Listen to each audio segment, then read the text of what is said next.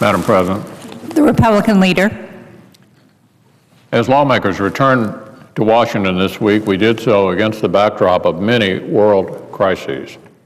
From recovery efforts in Japan to battles everywhere from Afghanistan to Libya to an unfolding economic crisis in Europe, the scope and intensity of world events in recent months has been nothing short of breathtaking.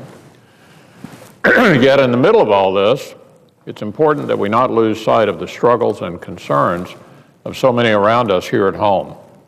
At a time when roughly 1 in 4 American homeowners owes more money on their mortgage than their home is worth, at a time when nearly 1 in 10 working Americans is looking for a job, at a time when the federal debt has reached heights that none of us could have even imagined just a few years ago, now is not the time to focus on the paramount issue on the minds of Americans every day. And that's the very real crisis that we face when it comes to jobs. Americans look around them and they see neighbors and friends struggling to find work. And yet all they seem to get from the White House are policies that handcuff small businesses with burdensome new regulations and red tape, and that create even more uncertainty about the future, including the administration's inexplicable and inexcusable inaction on trade deals that would level the playing field with our competitors overseas. And they're tired of it. Americans are tired of the White House paying lip service to their struggles while quietly promoting effort after effort, either through legislation or through some backdoor regulation that makes it harder, not easier, for businesses to create new jobs.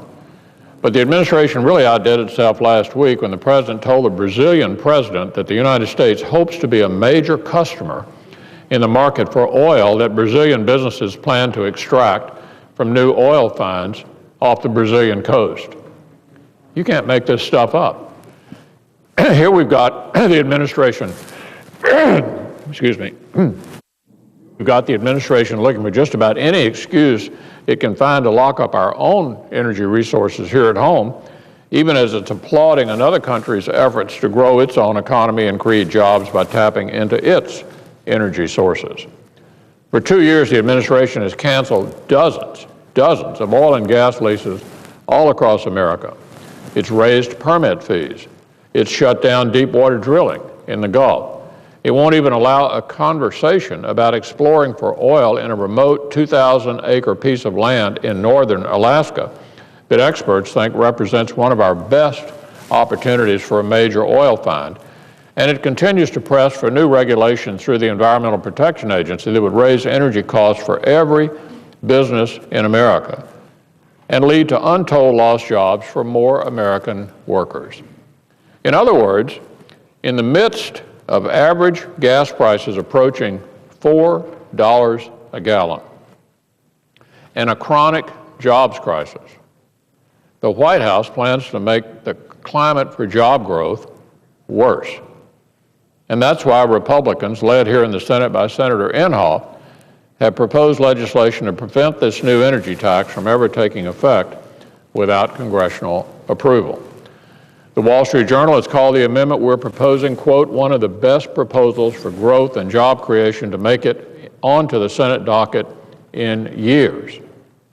Our amendment would assure small businesses across the country that they won't be hit with yet another costly new job-stifling burden by Democrats here in Washington. It will give voters the assurance that a regulation of this kind, which would have a dramatic impact on so many, could not be approved without their elected representatives standing up and actually voting for it.